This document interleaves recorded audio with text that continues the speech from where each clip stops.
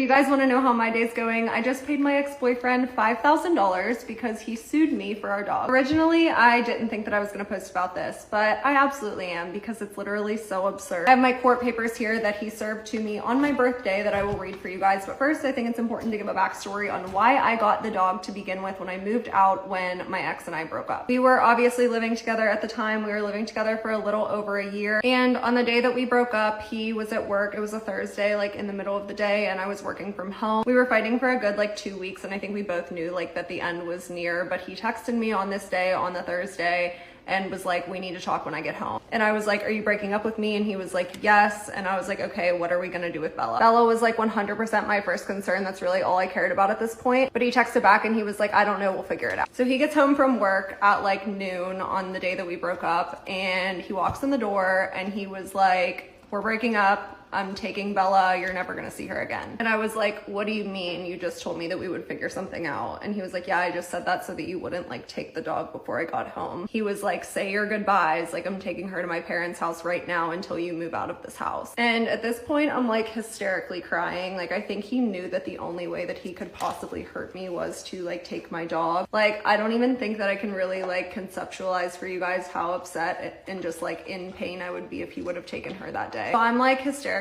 crying at this point. I like grabbed her by the collar and I grabbed my keys. And so I had my keys in my phone and I had Bella by the collar, and I'm like, no, I'm taking her like out the back door. Like, I was like, I'm leaving with her. You're not taking her to your parents. So I tried to take her out the back door. He slammed the door in my face.